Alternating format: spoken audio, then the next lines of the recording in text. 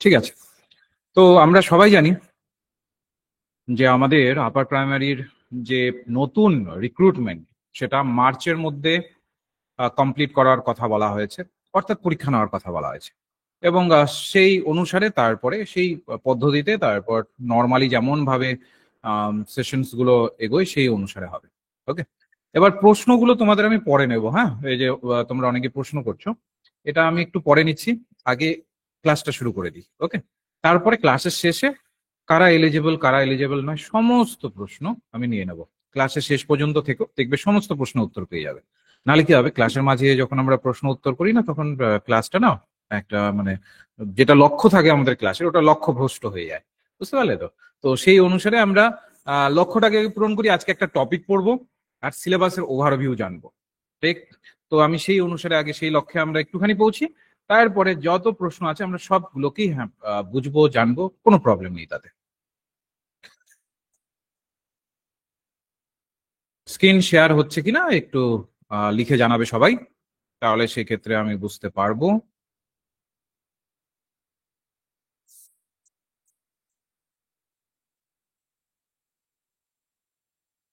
ওকে, বেশ, ঠিক আছে।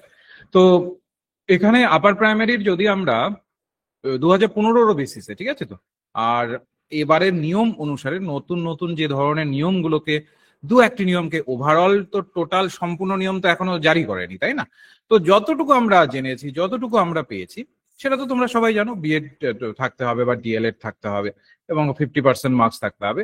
এবার যেটা হচ্ছে সেটা হলো যে তিনটে ধাপ নিয়োগ পদ্ধতির আমরা সাধারণত তিনটে ধাপকে আমরা এবারের পয়েন্ট অফ ভিউতে দেখতে পাচ্ছি। কি সেই তিনটে ধাপ? এবারের পয়েন্ট অফ ভিউতে যেটা দেখা যাচ্ছে সেটা হচ্ছে যে একটা লিখিত পরীক্ষা থাকবে, যেটা তোমাদের 150 নম্বরের থাকে। সেটা থাকবে। বিষয় ভিত্তিক একটা পরীক্ষা থাকবে, যেটা 25 নম্বরের। ঠিক আছে তো, তুমি যে সিলেবাস রয়েছে বা তোমার যে সিলেবাস রয়েছে, তুমি যে সাবজেক্টের বেসিসে পরীক্ষাতে বসেছো, সেই অনুসারে তোমার একটা বিষয় ভিত্তিক একটা তোমার পরীক্ষা হবে 25 নম্বরের। তারপরে আসবে ইন্টারভিউ।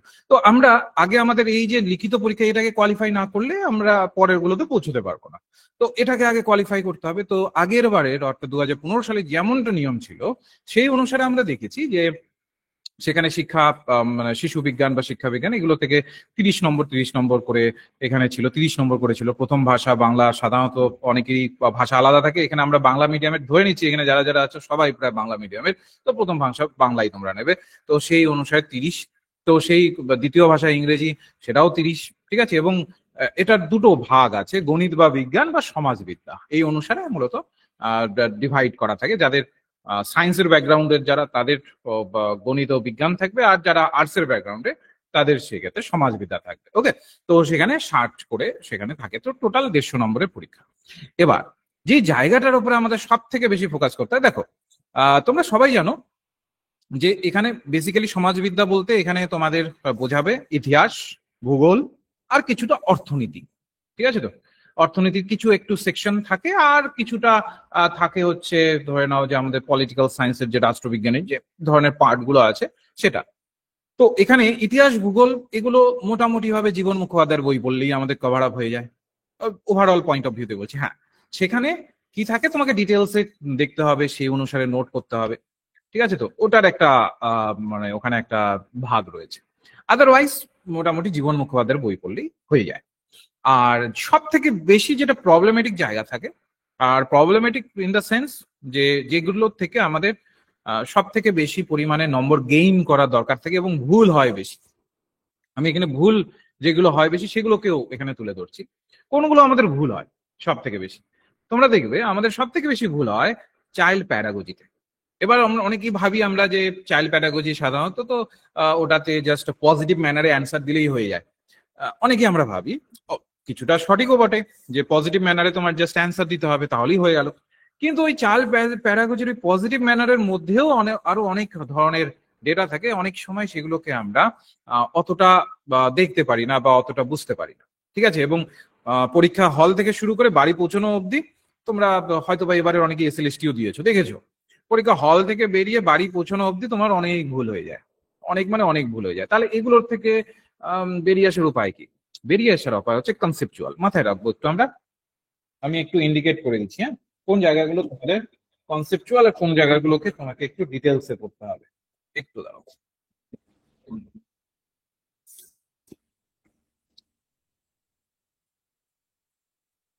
চাইল্ড প্যারাগোজিটা হচ্ছে আমাদের কনসেপচুয়াল, তার সাথে সাথে আমাদের যে প্রথম ভাষা থাকবে বাংলা, সেটাও কিন্তু কনসেপচুয়াল, কারণ ব্যাকরণ আছে। এবার ইংলিশ, সেটাও কনসেপচুয়াল, কারণ ওখানেও আমাদের একটা বড় অংশ রয়েছে, তাই না? ইংলিশের অনেকেই আমরা এখানে দুর্বল রয়েছি, আর্টিকেল, প্রিপোজিশন, ফ্রেজাল ভার্ব অনেকেই প্রায় ভুলতে বসেছি। যাদের নিজস্ব সাবজেক্ট সেটা তাদের তো কোনো প্রবলেম নেই, কিন্তু যারা অন্য সাবজেক্টে রয়েছে তাদের প্রবলেম।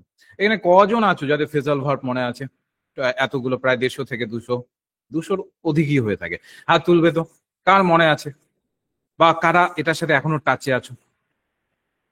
তাহলে কোন জায়গাগুলোকে আমাদের গুরুত্ব দিতে হবে সেটা ইম্পর্টেন্ট, তাই না? নিশ্চয়ই তোমরা দেখেছো, এবারে এসএলএসটি পরীক্ষার্থী দেখেছো যে যারা ইনডেপ পড়েছে অনেক ক্ষেত্রে তাদেরই বেশি ভুল হয়েছে।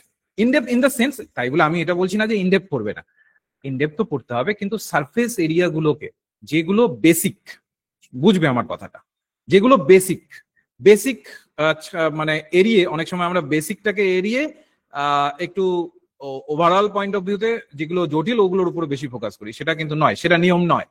বেসিক গুলোকেও তোমাকে কিন্তু সমান পরিমাণে পড়তে হবে যেমনটা অন্যগুলোকে পড়বে। তো যাই হোক, তো এখানে আমাদের এই যে শিশু বিজ্ঞানের যে চ্যাপ্টারটি আছে, এখানে এই চ্যাপ্টারের মধ্যে এখানে দেখবে কিছু কিছু পোর্শন আছে যেগুলো খুবই ইম্পর্টেন্ট, যেমন হচ্ছে বিকাশের ধারণা, শিক্ষণের সঙ্গে তার সম্পর্ক, শিশুর বিকাশের মূলনীতি। এখানে মূল নীতির গুলো অনেকগুলো থিওরি আসবে, বংশগতি এবং পরিবেশ ভাবনা।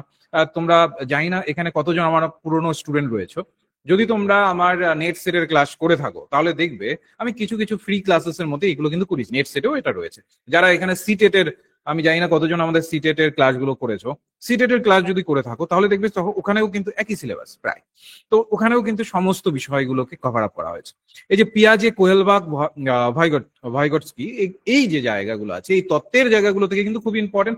এমন কোনো টেট পরীক্ষা নেই বা এমন কোন টেট পরীক্ষা এই পর্যন্ত হয়নি যেখানে ভয়গটস্কির বা কোহলবার্গের বা পিয়াজের যে থিওরি গুলো আছে সেগুলোকে একদম ডিসক্লোজ করে দেওয়া আছে, যে মানে ওখান থেকে কোনো প্রশ্ন আসেনি, এমন কিন্তু এখনো পর্যন্ত এরকম কোনো টেট পরীক্ষা হয়নি। এগুলো থাকেই, এগুলো থাকেই, ভাষা চিন্তা, সমাজ গঠনে লিঙ্গ, লিঙ্গের ভূমিকা, এগুলোকে আমি একটা আলাদা ভিডিও করে তোমাদের সিলেবাসের ওভারভিউ দিয়ে কোন বইটা পড়তে হবে ওটা আমি জানিয়ে দেবো, ঠিক আছে? চিন্তা করার কোনো কারণ নেই। আজকে যে টপিকটা আমি তোমাদেরকে পড়াবো সেটার জন্যই মূলত এই সিলেবাসটি দেখানো। এই সিলেবাসের মধ্যে এই সবগুলোর মধ্যে থিওরি আছে, কিন্তু একদম ডিরেক্টলি যদি আমরা দেখি, একদম সামনাসামনি যে থিওরি গুলো আমরা পাই তার মধ্যে একটা হচ্ছে পিয়াজে, কোয়েলবার্গ আর ভয়গটস্কি। তো আমি ভয়গটস্কির যে থিওরিটা আছে, ঠিক আছে? তো তো এই ভাইগটস্কির থিওরিটাকেই আমি আজকে পড়াবো, ওকে, একদম উদাহরণ সহযোগে।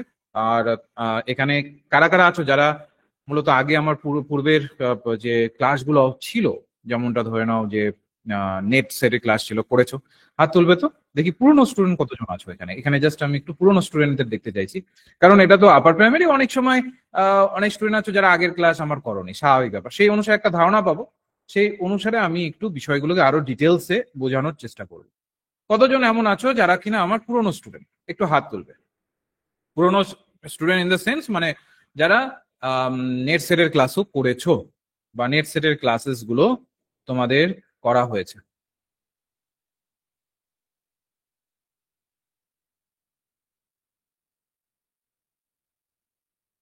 একটু জাস্ট সবাই একটু কষ্ট করে অ্যান্সার দিয়ে দেবে, মানে হাতটা তুলে দেবে, তাহলে আমি একটু বুঝতে পারবো। তো আমি এখানে মোটামুটি দেখছি 18 জন শুধু হাত তুলেছো, তার মানে শুধুমাত্র 18 জন এখানে আছো যারা কিনা পুরনো স্টুডেন্ট, আর 151 জনের মধ্যে বাকিরা সবাই নতুন। আচ্ছা, বেশ,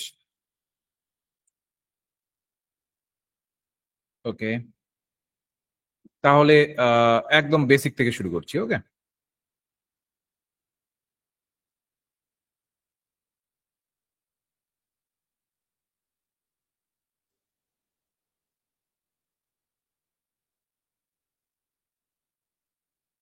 আচ্ছা ঠিক আছে, হাত নামিয়ে ফেলো, নাহলে আমি নামিয়ে দিচ্ছি।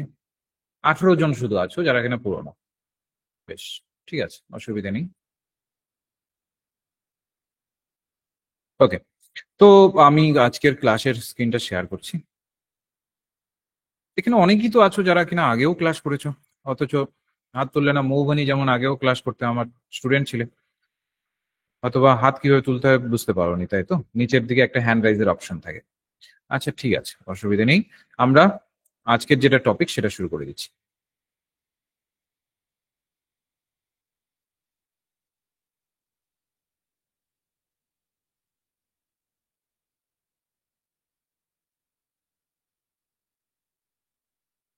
ওকে,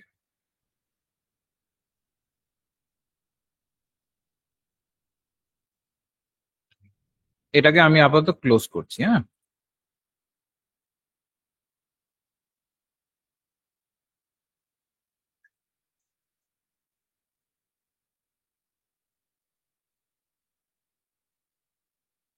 এটাকে আপাতত আমি ক্লোজ করলাম। আমি আরেকটা স্ক্রিন শেয়ার করছি, সেটাকে একটু দেখো সবাই।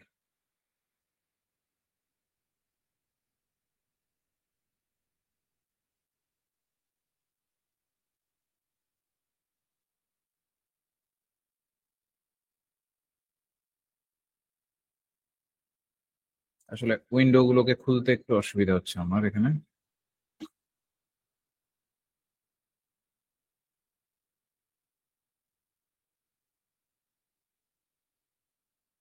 ওকে, ঠিক আছে।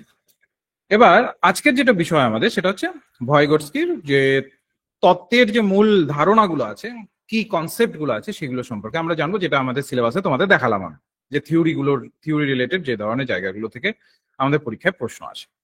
তো ভয়গটস্কি কেন এই তত্ত্বটাকে দিলেন, বা কেন তার এই তত্ত্বটাকে দেওয়ার প্রয়োজন পড়লো? তো ভয়গটস্কি মূলত তিনি যে পর্যায়গুলোকে দেখালেন সেখানে তিনি বোঝাতে চাইলেন যে শিশুর যে মানসিক প্রক্রিয়াগুলো হয়, একটি শিশু যখন শেখে কোনো একটা কিছু, দেখবে তার মানসিক অনেক ধরনের প্রক্রিয়ার সাথে যুক্ত হয়ে সেই অনুসারে সেগুলোকে শেখা শুরু করে। তোমাদের বাড়ির আশেপাশে যদি কোনো ছোট বাচ্চা থাকে, দেখবে তারা যখন শিখছে, দেখবে তারা খুব তোমার সমস্ত কিছুকে কপি করার চেষ্টা করছে, কিন্তু বিভিন্ন ভাবে। ঠিক আছে, তোমরা যদি লক্ষ্য করে থাকো, আমরা যখন আমাদের শিশুদের কিছু একটা করি, দেখবে বাড়িতে যখন তোমার বা তুমি হয়তো বাড়িতে দেখবে যে ধরনের বাবা মারা প্রচুর গালিগুলোজ করেন, দেখবে বাচ্চারা ওই ধরনের গালিগুলোজ শিখে যায়। কেন? কেন? কারণটা কি? কারণ তারা সেখান থেকে একদম যেমনটা পাচ্ছে ওইভাবে কপি করে নিচ্ছে সমস্তটাকে। এবার এটাকে যদি আমরা এমন ভাবে নিই যেখানে না শিক্ষার জায়গাগুলোকে আরো বেটার ম্যানারে তাদেরকে যদি শেখানোর চেষ্টা করি, তাহলে ভয়গটস্কি সেই থিওরিতে আনলেন যে কিছু কিছু বিষয় আছে। টোটাল তিনি পাঁচটে ধারণাগুলোকে দিলেন, যার ভিত্তিতে আমরা শিক্ষাগত যে জায়গাগুলো আছে লার্নারের, সেগুলোকে আরো বেটার ম্যানারে ডেভেলপ করতে পারবো। কি সেই পাঁচটা বিষয়? তো তিনি বললেন যে একটা প্রধান যেটা জায়গা থাকে সেটা হচ্ছে, একটা হচ্ছে সামাজিক মিথস্ক্রিয়া, সোশ্যাল ইন্টারাকশন। যখন আমরা মিলেমিশে কোনো একজন শিশুকে কিছু শেখাবো, সেটার একটা জায়গা থেকে, সেটারও ধাপগুলো আমি পড়াবো এখনই। তারপরে তিনি আরো একটা জায়গা বললেন, সেটা হচ্ছে এমকেও, মোর নলেজেবল আদার্স।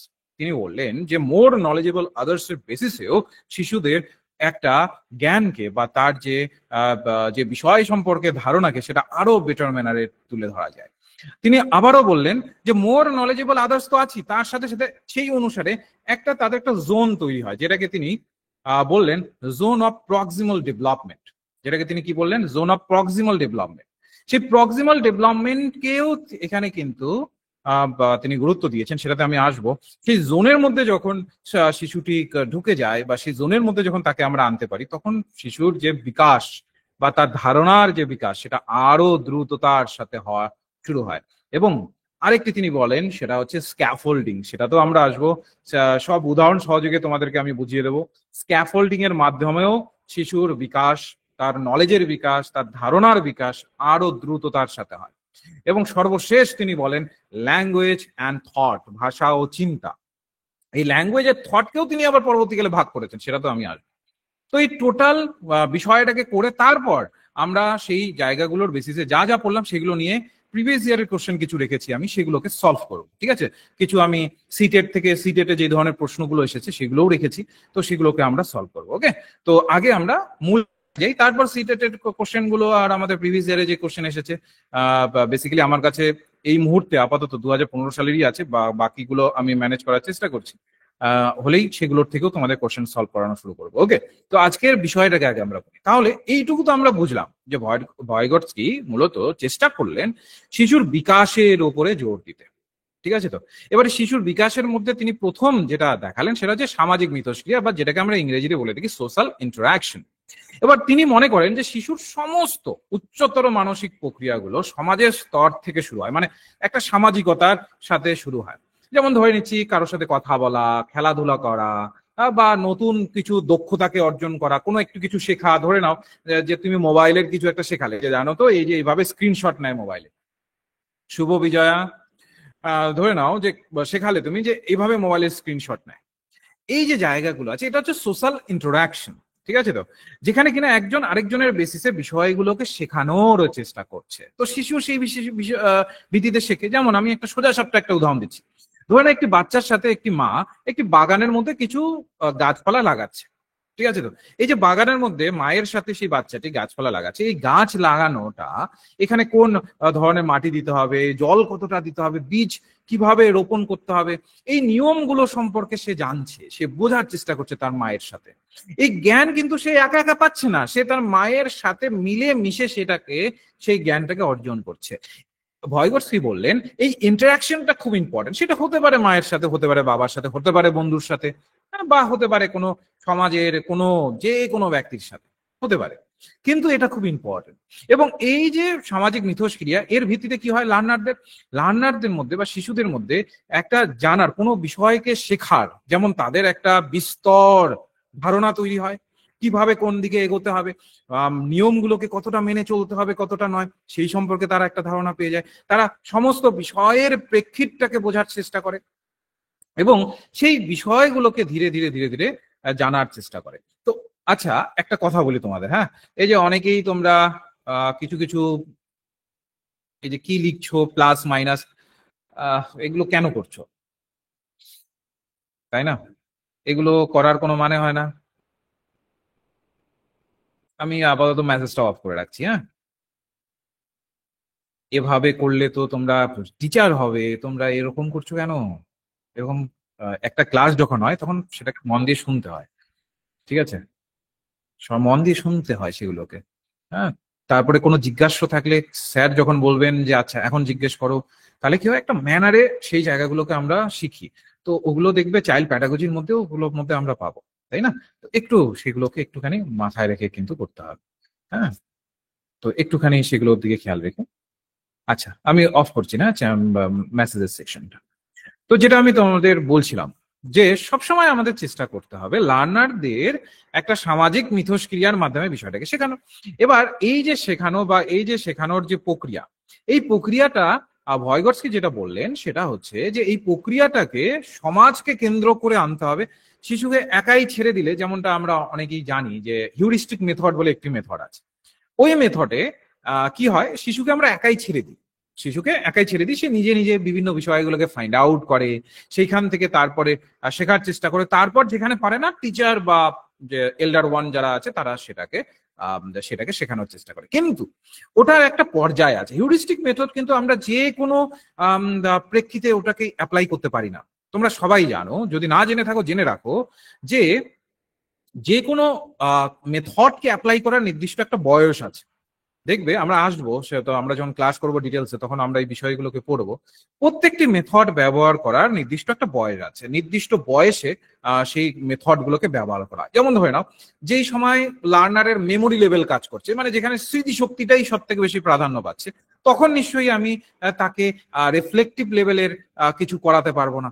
যখন আমি লার্নারের আন্ডারস্ট্যান্ডিং মানে বোধগম্যতার বিকাশ হচ্ছে, মানে যখন সে বুঝতে শিখছে, ধীরে ধীরে ধীরে ধীরে বুঝতে শিখছে, তখন যদি আমি কিছু তাকে বোধগম্যতার জায়গাগুলোর বেসিসে কিছু থটকে পড়াই বা কিছু হয়তো বা থিওরিকে পড়ালাম, তখন কিন্তু সহজেই সে ক্যাপচার করে নিতে পারবে যে আচ্ছা আচ্ছা এটা এই ধরনের। কিন্তু যখন সে ধরে না মেমোরি লেভেলের স্টেজে আছে, memory level in the sense কি বলছে, মেমোরি লেভেল হচ্ছে যখন কিনা অক্ষর বিদ্যা নেই তার কাছে, বা বোধগম্যতার অতটা জায়গা হয়নি, একদম বেসিক। ধরে না আমরা পড়াচ্ছি আতা গাছে তোতা পাখি, ডালিম গাছের মৌ, রেইন রেইন গো অ্যাওয়ে, এগুলো পড়াচ্ছি, ওটা মেমোরি লেভেল অফ টিচিং এর ক্ষেত্রে হয়।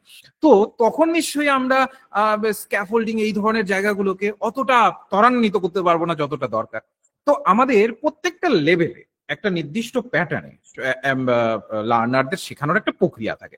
যেমন শিশুর যখন প্রাথমিক স্তর, প্রাথমিক থেকে উচ্চ প্রাথমিক দিকে যখন যাবে তখন ভয়গটস্কির এই থিওরিজ গুলোকে কিন্তু সমানভাবে আমরা অ্যাপ্লাই করতে পারবো।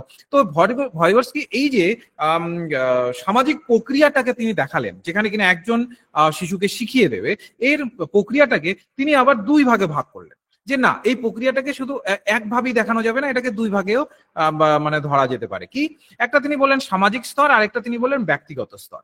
সামাজিক স্তরটাকে তিনি সোশ্যাল লেভেল বললেন, আর ব্যক্তিগত স্তর, এগুলো তো আমরা বাংলায় করেছি, কিন্তু অরিজিনালি এটাকে বলা হচ্ছে ইন্ডিভিজুয়াল লেভেল। ঠিক, প্রথমে শিশুরা কি করে, অন্যের সাথে যোগাযোগের মাধ্যমে কোনো একটা ধারণা বা দক্ষতা শেখে। শিশুরা কি করে, অন্যের সাথে যোগাযোগের মাধ্যমে একটা ধারণা বা একটা দক্ষতা সেটাকে শেখার চেষ্টা করে। এটা কিন্তু একটা যৌথ প্রক্রিয়া, মিলেমিশে হবে। এটা হচ্ছে সামাজিক স্তর। আরেকটা থাকে ব্যক্তিগত স্তর, যেটা আমি তোমাদের একটু আগে বললাম। এই ব্যক্তিগত স্তর হচ্ছে, এটাতে কি হয়, শিশু আত্মস্থ করে বিষয়গুলোকে, নিজে নিজে চিন্তা ভাবনা করে, দক্ষতা, নিজের দক্ষতার সহকারে সেগুলোকে ক্যাপচার করার চেষ্টা করে, তার যতটুকু ক্যাপাবিলিটি আছে। ধরে নাও একটি বাচ্চাকে দেখবে, আমি যদি একদম বেসিক থেকে তোমাদেরকে বোঝাই, একটি বাচ্চা দেখবে, ধরে নাও তাকে তুমি বিছানার উপরে বসিয়ে দিলে, তারপর দেখবে বিছানার উপরে যখনই তাকে বসিয়ে দিলে, তারপরে সেখান থেকে নামার জন্য হয়তোবা সে একটা বালিশ ফেলে দিল নিচের দিকে, তারপরে বিছানার থেকে ওই বালিশের উপরে সে পা গুলোকে দিল।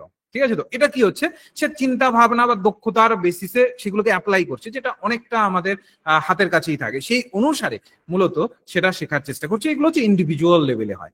সামাজিক স্তর হচ্ছে সোশ্যাল লেভেল হয়, যেখানে কিনা একজন অপরজন এসে সেই জায়গাগুলোকে ধীরে ধীরে প্রপার ম্যানারে সেগুলোকে ধরে ধরে শেখাচ্ছে। যেমন আমরা একটু আগে বুঝলাম যে বাগান তৈরি করবার জন্য মা কি করলো, শিশুটিকে বাগান তৈরি করবার প্রপার নিয়মগুলোকে শিখিয়ে দিল, যে এভাবে এভাবে এভাবে করতে হবে, আগে এখানে একটু সার দিয়ে দিতে হবে, তারপরে এখানে মাটির সাথে সেটাকে মিক্স করে দিতে হবে, তারপরে সেটাকে পটের মধ্যে রাখতে হবে, সেই অনুসারে তারপর সেখানে গর্ত করে সেখানে চারা গাছটিকে আমরা রোপণ করবো এবং তারপরে জল দেবো। এই যে প্রক্রিয়াটা, এটা শিশু আগের থেকে এত নিয়ম জানা নেই। এই জন্য কিন্তু সামাজিক মিথস্ক্রিয়ার একটা বড় ভূমিকা থাকে। ঠিক, এই সামাজিক মিথস্ক্রিয়ার গুরুত্বটা কি, এর মাধ্যমে কি হয়? তো এক তো হচ্ছে জ্ঞান নির্মাণ হয়। মাথায় রাখবে, এই তিনটের বাইরে কোনো প্রশ্ন আসবে না। মিথস্ক্রিয়ার গুরুত্ব দিয়ে যদি প্রশ্ন আসে পরীক্ষাতে, মাথায় রাখবে তিনটের বাইরে কোনো প্রশ্ন আসবে না। তো এই ছোট ছোট জায়গাগুলোকে কিন্তু তোমাদের ক্যাপচার করতে হবে। ওকে, তো কি বলেছে, তো প্রথমত কি হবে, জ্ঞান নির্মাণ হবে, জ্ঞানের একটা বিকাশ হবে, জ্ঞানের নির্মাণটা এখানে খুব ভালো হবে, ভাষার বিকাশ হবে। লার্নারের আমরা দেখবো ভাষার যে বিকাশ সেটা খুব ভালোভাবে হবে, এবং যে জেপিটিতে সে শিখবে। হ্যাঁ, তো আমরা জেপিটি পরে আসছি। হ্যাঁ, একদম জোন অফ প্রক্সিমাল ডেভেলপমেন্টের জায়গাটা আসছে, তো সেই জায়গাগুলোতে আমরা আসছি, সেটা আমরা এখানে পেয়ে যাবো। তাহলে জ্ঞান নির্মাণটা কি, শিশুরা অন্যের থেকে শিখবে। যেমন ধরে নাও আমি তোমাদেরকে শেখাচ্ছি, যারা যারা এখানে ধরে নাও যে অতটা হয়তো বা পড়নি বা পড়া সম্ভব হয়নি, এই যে আমি পড়াচ্ছি এর ভিত্তিতে তোমরা কিন্তু অনেকটা ধারণা পেয়ে যাবে যে আচ্ছা আচ্ছা, তার মানে এটাকে এইভাবে পড়তে হবে, এই জায়গাগুলোকে এইভাবে একটু পয়েন্ট ওয়াইজ মনে রাখতে হবে, উদাহরণ সহযোগে মনে রাখতে হবে, তাহলে কনসেপ্ট গুলো সহজে মনে থাকবে। এটা আমি শেখালাম, তারপর তুমি শিখলে। তো জ্ঞান নির্মাণ কি হবে, যখন একজন MKO বা অধিক জ্ঞানী ব্যক্তি বা কোনো হয়তোবা তিনি জানেন বিষয়গুলোকে, তিনি যখন লার্নারদের সাথে মিলেমিশে কিছু শেখানোর চেষ্টা করবেন, সেটা হয়। ভাষার বিকাশ হয়, যখন একটা বিষয়কে বোঝানো হচ্ছে, যেমন আমি যে এই যে তোমাদেরকে বোঝাচ্ছি, হয়তোবা এমন কিছু আমি ভাষা ব্যবহার করলাম বা এমন কিছু আমি শব্দকে ব্যবহার করলাম, সেগুলো তোমাদের আগের থেকে হয়তো নাও জানা থাকতে পারে। সাপোজ ধরে নিচ্ছি, তোমরা দেখলে যে আচ্ছা, তার মানে এই ধরনের বিষয়গুলোকে বোঝাতে এই ভাষাগুলোকে ব্যবহার করা যায়, বা এই শব্দ, এই টার্ম গুলোকে ব্যবহার করা যায়। তো ভাষারও বিকাশ কিন্তু হয়। এবার এই ভাষার বিকাশটা কিন্তু সামাজিকভাবে যোগাযোগের কিন্তু আমাদের একটা মূল মাধ্যম। বুঝতে পারলে তো, যেটার জন্য ভয়গটস্কি কিন্তু পরবর্তীকালে ভাষা এবং যে শিক্ষা তার একটা আলাদা সেকশনে দিয়ে আমাদেরকে উল্লেখ করে দিয়েছে। এবং জেপিটি কি, সেটা আমি আসছি, যেখানে কিনা জেপিটিতে হচ্ছে যেটা কিনা একা যেটা পারে না, অন্যের সাহায্য দরকার হয়, এবং এই যে মিথস্ক্রিয়া সেই অনুসারে সেটা হয়। এবার আমরা যদি একটা সহজ উদাহরণ দেখি, যেমন ধরে নাও সামাজিক মিথস্ক্রিয়া একটা সহজ সোজা সাপটা উদাহরণ যদি আমি দিই, তাহলে ধরে নাও যে একটি শিশুকে তার বাবা পাজল, মানে পাজল নিশ্চয়ই বোঝো, পাজলকে সলভ করতে শেখাচ্ছে। এবার সেটা আকাশের একটা পাজল ছিল, ঠিক আছে। এবার তার বাবা বললো যে দেখো, শিশুটি হয়তো পারছে না। এবার তার বাবা শিখিয়ে দিল যে দেখো, এই যে কোনার টুকরো গুলোকে আগে আগে আগে আগে করো, তারপরে ধীরে ধীরে ধীরে ধীরে বাকিগুলোকে করো। এর ফলে কি হলো, শিশু সহজেই পাজল গুলোর ভিত্তিতে একদম নিখুঁত ভাবে সম্পূর্ণটা করতে পারলো। এর ফলে যেটা হলো, সমস্ত বিষয়গুলোকে শিশু সহজেই শিখতে পারলো, বিষয়গুলো সম্পর্কে সচেতনতা তার দ্রুততার সাথে ডেভেলপ হলো। তো এই জায়গাগুলো কিন্তু মানে যখন আমরা সামাজিক মিথস্ক্রিয়ার মাধ্যমে শিশুদের শেখানোর চেষ্টা করি, এটা কিন্তু বড় ভূমিকা পালন করে। এই জায়গাগুলো থেকে কিন্তু পরীক্ষায় প্রশ্ন আসে। একটা তো থাকে উদাহরণ দিয়ে প্রশ্ন করবে তোমাকে, একটা উদাহরণ দিয়ে দিল, সেই ভিত্তিতে প্রশ্ন করলো যে এটা কি ধরনের, যদি আমরা ভয়গ্রস্তের থিওরি পড়ি তাহলে সেটা কি ধরনের থিওরির অন্তর্ভুক্ত হচ্ছে, এভাবে একটা দিতে পারে। নয়তো বা তোমাকে হয়তো বা ডিরেক্টলি বলতে পারে যে সামাজিক মিথস্ক্রিয়ার মধ্যে নিচের অপশনগুলোর মধ্যে কি হয়, এভাবে দিতে পারে। তো আমি সলভ করাবো যখন কোশ্চেনগুলো, তখন সেটা তোমরা ডিটেলসে বুঝতে পারবে। এরপরে ভয়গ্রস্তি বললেন যে শিশুর নলেজকে বিকাশের ক্ষেত্রে এমকে ওর একটা ভূমিকা থাকে, মোর নলেজেবল আদার, অর্থাৎ একজনের থেকে অপরজন যিনি কিনা বেশি কিছু জানেন। যেমন এমকিউ হলেন এমন একজন ব্যক্তি যিনি কোনো নির্দিষ্ট বিষয় শিক্ষার্থীর থেকে জানেন বেশি। ঠিক আছে তো? আচ্ছা, শাইন বলছে যে ক্লাস ভালো লাগছে, শুক্রবারের ক্লাসের শিডিউল চেঞ্জ করলে ভালো হয়। আচ্ছা ঠিক আছে, আমি ভেবে দেখবো। ওকে, আমি একটুখানি ভেবে দেখবো, কারণ আমার তো অন্য ক্লাসেসও থাকে, তো যদি আমি পারছি অবশ্যই আমি চেঞ্জ করে দেবো।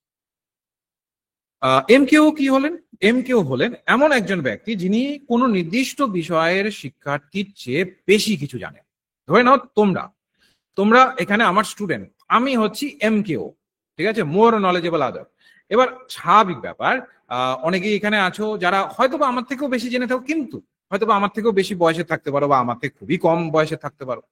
এবার নলেজ তো আর বয়স মানে না, সেই অনুসারে যারা একটু হলেও তুলনামূলকভাবে একজনের থেকে একটু বেশি জানে এবং সে অপরজনকে একটা নলেজকে দেওয়ার মতো যোগ্যতা রাখে, ভয়গর্সির থিওরি অনুসারে তাদেরকে আমরা মোর নলেজেবল আদার্স এর পর্যায়ে ফেলে থাকি। যেমন শিক্ষক হতে পারেন, বাবা মা হতে পারেন, দাদা হতে পারেন, যে কেউ, ভাই বোনের মধ্যে ভাই বোন, বন্ধু বান্ধবী যারাই আছে, বা ইভেন আমাদের ডিজিটাল টুল এখনকার দিনে, যেমন ধরে নাও কোনো একটা অ্যাপ, আমাদের অ্যাপ নিশ্চয়ই তোমাদের সবার ডাউনলোড করা আছে।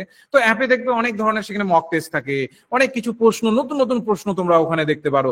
এবার নতুন নতুন প্রশ্ন দেখলে তোমাদের কি হয়, তোমরা বুঝতে পারো যে আচ্ছা এই প্রশ্নের উত্তরটা এরকম হতে পারতো। তুমি হয়তো একটা ভেবেছো, প্রশ্নের উত্তরটা দেখলে আরেক রকম, তুমি তখন ভাবলে যে আচ্ছা তার মানে এটা এরকমও হতে পারতো। তো এইগুলো হচ্ছে আমাদের মোর নলেজেবল আদার্স এর পয়েন্ট অফ ভিউতে ধরা হয়। যেমন একজন হয়তোবা ফুটবল খেলতে গিয়ে একজন শিশু হয়তো সঠিকভাবে লাথি মারতে পারছে না, তো তখন কি হলো, ওখানে যে দল আছে তার একজন সিনিয়র খেলোয়াড় কি করলো, সঠিক কৌশলটা দেখিয়ে দিল যে দেখো তোমার লাথিটা এই পা দিয়ে হবে, ঠিক আছে তো, এই পা দিয়ে হবে, বা এই ভিত্তিতে তোমার লাথিটা মারতে হবে, এইভাবে যদি লাথিটা মারো তাহলে ঠিকঠাক ভাবে তুমি সঠিক জায়গায় তোমার বলটিকে নিয়ে যেতে পারবে। তো এখানে ভয়গর্সকি যেটা বললেন যে মোর নলেজেবল আদার্স, যারা একের অধিক বেশি জানেন, তাদের ভূমিকা মানে অধিক বেশি জানেন বলতে মানে যিনি রয়েছেন তার থেকে বেশি জানেন, এর ভূমিকাটা কিন্তু অনেক বড় মাপের হয়ে থাকে একজন স্টুডেন্টের কাছে। ইভেন ধরে নাও এমন অনেক সময় আমরা দেখি যে আমরা হয়তোবা এমন ব্যক্তির কাছে কিছু জানছি, সে হয়তোবা আমার থেকে বয়সে ছোট, এটি বাচ্চা, সে হয়তোবা এমন কিছু কথা বললো, সেটা আমি বুঝতে পারলাম যে আমার লাইফের একটা বড় লেসন হয়ে গেল, সেটা হতেই পারে। তো নলেজ কিন্তু নির্দিষ্ট কোনো একজন বিষয়ের প্রেক্ষিতে হবে না, নলেজটা কিন্তু আরো মানে বিভিন্ন ডেভেলপমেন্টের প্রেক্ষিতে হয়। একজন ব্যক্তি কতটা ডেভেলপ করেছেন নিজেকে, তার ভিত্তিতে তার নলেজটা যাচাই করা হয়, এবং এমকেও সেই ভিত্তিতেই, নলেজের ভিত্তিতেই কিন্তু নির্ধারিত হয়। ঠিক, মাথা থাকবে। এবার এটা একজন শিক্ষক হতে পারেন, যেটা তোমাদের আমি একটু আগে বললাম, শিক্ষক হতে পারেন, অভিভাবক হতে পারেন, বন্ধু বা সহপাঠী হতে পারেন, বড় ভাই বোন, ভাইও হতে পারেন, বোনও হতে পারে, ডিজিটাল টুল যেমন কম্পিউটারের এখন আমরা অনেক কিছু শিখি, তো এই ধরনের বিষয়গুলো আছে।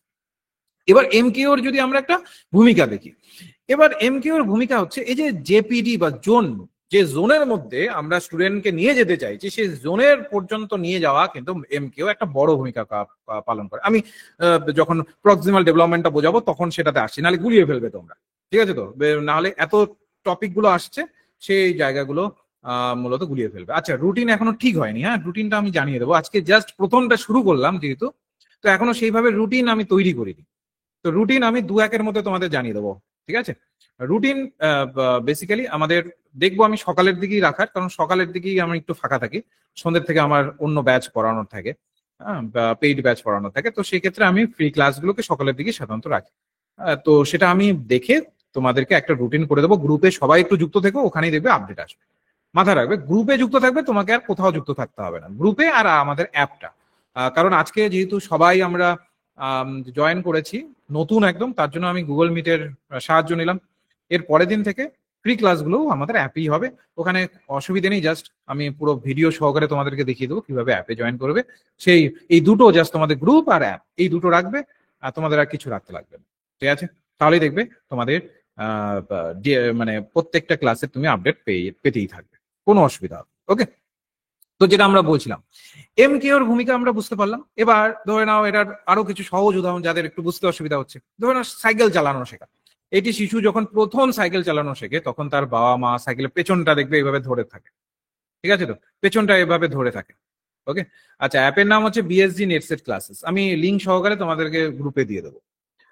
তখন দেখবে বাবা মা কি করে, বা যে দাদা বা দিদি কেউ যদি শিখিয়ে থাকে, দেখবে সাইকেলের পেছনটা এভাবে ধরে থাকে, তাই না? কেন ধরে থাকে?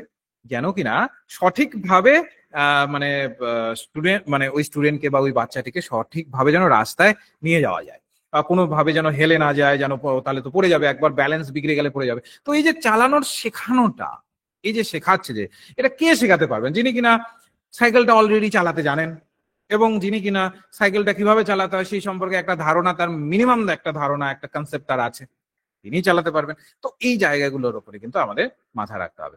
তারপরে অঙ্ক, অঙ্ক শেখানোর ক্ষেত্রে যেমন টিচার হয়তো বা একটু শিখিয়ে দিলেন, তারপরে স্টুডেন্ট শিখছে। বা ভিডিও গেম খেলার ক্ষেত্রে ধরে নাও তোমার দাদা বা দিদি হয়তো ওই গেমটা খেলে, এবার তোমারও ওই গেমটা খেলার ইচ্ছে। তো তোমার দাদা বা দিদি কি করলো, ওই গেমটাকে তোমাকে দেখিয়ে দিল, যে জানিস তো এটাকে এভাবে করতে হবে, এভাবে করতে হবে, তারপরে তুই এটা পাবি। তো এই যে জায়গাগুলো আছে এগুলো আমরা পেয়ে যাই।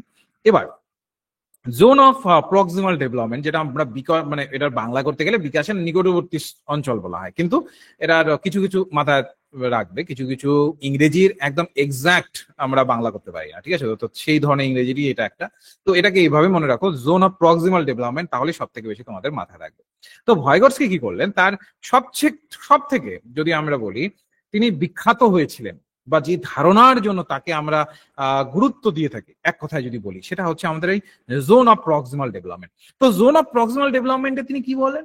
তিনি বললেন যে একটি শিশু নিজে নিজে কিছু শেখার যে স্তর এবং অন্যের সাহায্যে শেখার যে স্তর আছে, তার মধ্যের যে ফারাকটা আছে বা মধ্যের যে অংশটা আছে, সেই অংশ বা সেই ফারাকটাই কিন্তু আমাদের জোন অফ প্রক্সিমাল ডেভেলপমেন্টের ভিত্তিতে ধরা আছে। সহজ কথায় যদি আমরা বলি, জেপিডি হলো সেই শেখার একটা জায়গা যেখানে কিনা একজন শিশু একা করতে পারে না, কিন্তু একজন এমকেওর সামান্য সাহায্য বা নির্দেশনায় সফলভাবে করতে পারে, সেই জায়গাটাকে আমরা জেপিটি বলি। যেমন ধরে নাও, হয়তোবা তুমি একটা ম্যাথ করতে পারছো না, সাপোজ আমি ওই জায়গাতে তোমাকে জাস্ট একটু ধরিয়ে দিলাম, ঠিক আছে? ওই জায়গাটা আমি তোমাদের একটু ধরিয়ে দিলাম, যে আচ্ছা এই দেখো এই ম্যাপটা না এইভাবে একটু তোমাকে একটু দেখতে হবে, এইভাবে একটু করতে হবে, এবং যখনই ধরিয়ে দিলাম তুমি সাথে সাথে তারপরে সেটাকে করতে পারলে। ওই যে তুমি যেই পর্যন্ত করতে পারছিলে না, এবং তারপরে আমি যেই জায়গা থেকে ধরিয়ে দিলাম, এই যে জোনটা আছে, এটাকে বলা হচ্ছে জোন অফ প্রক্সিমাল ডেভেলপমেন্ট। বুঝতে পারা যাচ্ছে? যেমন এই যে আমি একটা উদাহরণ দিয়েছি, ধরো যে একজন শিশু আছে, যোগ অঙ্ক করতে পারে কিন্তু বিয়োগ অঙ্ক করতে পারে না। শিক্ষক সাহায্য নিয়ে সে কয়েকটি বিয়োগ অঙ্ক করতে শিখলো। এবারে বিয়োগ অঙ্ক শেখাটা হলো বা শিশুটির জেপিডি, মানে যোগ অঙ্ক পর্যন্ত তো তার হচ্ছিল, কিন্তু যখনই সে বিয়োগে যাচ্ছিল তখন সে ওখানে আর পারছিল না। তাহলে ওই যে জোনটা যেখানে সে আর পারছিল না, ওখানে গিয়ে টিচার তাকে সাহায্য করলো। এই যে তারপরে যে এই যে তার পূর্ববর্তী স্তর থেকে এই যে বর্তমান স্তরে এই যে পৌঁছলো, এই পৌঁছানোর জন্য তাকে পথ দেখালো কে শিক্ষক। তো ওই পৌঁছানোর আগের মুহূর্তের যে জোনটা তৈরি হলো, তার না পারার জোনটা, ওটাকেই মূলত বলা হচ্ছে zone of proximal development. Clear? একটু লিখে জানাবে ক্লিয়ার হলো, একটু লিখে জানাবে সবাই, একটু ক্লাসে জানালে আমারও ভালো লাগে।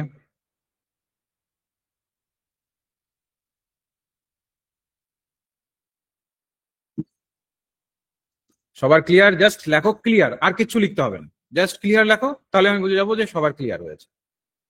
ওকে, ওকে চিন্ময়, থ্যাংক ইউ চিন্ময়। ওকে রিন্টু, রিন্টু বলছে একদম কনসেপ্ট ক্লিয়ার। ওকে রিন্টু, ওকে, বেশ বেশ। ওকে, আরবি আরবি বলে একজন আছো যে বলছো একদম অসাধারণ ক্লাস। ওকে, মন্দিরা বলছে আপার প্রাইমারি কি পেইড ব্যাচ আছে? না, এখনো মূলত পেইড ব্যাচ শুরু হয়নি। পেইড ব্যাচ শুরু হবে, যখন হবে আমি জানিয়ে দেবো। কিছুদিন ফ্রি ক্লাস করানো হবে, ফ্রি ক্লাসের সেশন চলবে, তারপরে একটা পেইড ব্যাচে স্বাভাবিক সমস্ত সিলেবাসকে কভার করতে হলে পেইড ব্যাচ তো আমাদের নিয়ে আসতেই হবে। তো সেটা আমরা রাখবো, তবে হ্যাঁ এইটুকু বলতে পারি, সবার সুবিধার্থে আমরা মান্থলি ফ্রি ফিজের একটা ব্যবস্থা রাখবো, সেটা আমরা জানিয়ে দেবো। এখনই পেইড ব্যাচ মূলত আসছে না, কিছুদিন পরে আসবে। এখন তোমাদের ফ্রি ব্যাচই চলবে। আচ্ছা, ফ্রি আমি সিলেবাস সব দেখবে আমি অ্যাপে আপলোড করে দেবো সব কিছু। ওকে, আজকের নোটটাও আমি অ্যাপে আপলোড করে দেবো। ওকে ওকে, বেশ, এইটুকু তাহলে আমাদের ক্লিয়ার হলো। এবার এখানে আমি একটা ছোট্ট একটা রেখেছি, ধরে নাও ছোট্ট একটা রেখেছি, যেমন এই যে এই বিয়োগের মধ্যে এইটুকু করতে পারলো, কিন্তু এখানে গিয়ে স্টুডেন্ট হয়তো বা আটকে যাচ্ছে, এখানে গিয়ে হয়তো স্টুডেন্ট আটকে যাচ্ছে। এবার টিচার আসলেন এবং শিখিয়ে দিলেন, ওই যে যেই যেই পর্যন্ত করতে পারলো এবং তারপরে যেটাতে আটকে গেল সেটাই হয়ে যাচ্ছে জোন অফ প্রক্সিমাল ডেভেলপমেন্ট। ওকে, তাহলে জেপিটি হচ্ছে শিশু নিজে যে বিষয়গুলোকে বোঝার যে জায়গা, তার থেকে সরে এসে অন্যের সাহায্য পাওয়ার যে মধ্যবর্তী শেখার জায়গা, সেই জায়গাটাকেই আমরা মূলত জেপিটি হিসাবে ধরে থাকি। ওকে, আচ্ছা, নাহার সালমা বলছে সায়েন্স গ্রুপটি, দেখো সায়েন্স গ্রুপের জন্য আলাদা টিচার আছেন আমাদের, সেই সায়েন্স গ্রুপের জন্য আলাদা টিচার থাকবেন, কিন্তু যেটা তোমাদের সিডিপি থাকবে এটা তো সবারই কমন, সায়েন্সেরও কমন আবার আর্টসেরও কমন, সেটা আমি থাকবো, এবং বাকি যে টপিকগুলো আছে সেগুলোর ক্ষেত্রেও মূলত আমি যদি পারি আমি থাকবো, নয়তো বা টিচার তো আছেন, তোমরা তোমাদের সবাইকে পরিচয় করিয়ে দেবো টিচারকে, অসুবিধা নেই, তারাও মূলত সেটার সাথে যুক্ত থাকবেন। যেটা কমন তোমাদের, যেমন এই যে সিডিপি, তোমাদের ল্যাঙ্গুয়েজ, এগুলোতে আমি আছি।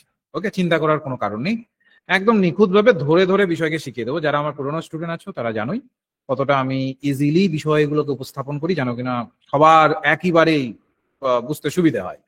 তো সেই হিসাবে আমি বুঝিয়ে দেবো, চিন্তার কোনো কারণ নেই। এবার জেপিটি 3টি স্তরে সাধারণত হয়, যা শিশু নিজেই করতে পারে, এটা প্রথম স্তর, যেটা তোমাদের উদাহরণ সহযোগে আমি বোঝালাম। তারপরে বিকাশের নিকটবর্তী অঞ্চল, যেখানে কিনা তার একজনের সাহায্য দরকার, যে পাচ্ছে না সেই জায়গাটা। আর তারপরে যা শিশু এখনো করতে পারে না, learner can not do it, যা এখনো পর্যন্ত করতে পারছে না। তো এইভাবে মূলত থাকে। তো জেপিটি একটা সহজ উদাহরণ আমরা দেখতে পারি। এবার আরেকটি থাকবে হচ্ছে স্ক্যাফোল্ডিং। স্ক্যাফোল্ডিংটা কি? স্ক্যাফোল্ডিংটাকে একটু বুঝতে হবে আমাদের। স্ক্যাফোল্ডিংটা হচ্ছে স্ক্যাফোল্ডিংটা কি? স্ক্যাফোল্ডিং হলো একটা অস্থায়ী, বলতে পারি একটা সাহায্য, যেটা কিনা পার্মানেন্ট নয়। মানে আমি তোমাকে সবসময় সাহায্য করতে থাকবো না, সেটা হচ্ছে স্ক্যাফোল্ডিং। হয়তো বা একটা নির্দিষ্ট পর্যায় পর্যন্ত আমি তোমাকে সাহায্য করলাম, তারপরে আর আমি তোমাকে হয়তোবা ওই জায়গাগুলোতে সাহায্য করতে পারলাম না, বা করলাম না, ইচ্ছে করে করলাম না, যেন কিনা তুমি তোমার নিজের পথে হাঁটতে পারো। এটাকে বলা হয় স্ক্যাফোল্ডিং। যেমন আমি তোমাকে সাইকেল শেখাচ্ছি, সাইকেল চালানো শেখাচ্ছি। এবার পেছনে আমি যে ক্যারিয়ারটা থাকে সেটাতে আমি ধরলাম, হ্যাঁ, ধরে তোমাকে আমি মূলত সাইকেল চালানোর তোমাকে সাইকেল চালিয়ে নিয়ে যাওয়ার চেষ্টা করলাম। এবার তুমি যখনই দেখলাম যে প্যাডেল ঘুরিয়ে ঘুরিয়ে ঘুরিয়ে ঘুরিয়ে ঘুরিয়ে তুমি একটা জায়গা পর্যন্ত নিয়ে যাচ্ছ, তখন দেখছি আর তোমার আর আমাকে আর তোমার সাহায্য হিসেবে দরকার নেই, তখনই আমি পিছনের যে সাহায্যটা ওটাকে ছেড়ে দিলাম।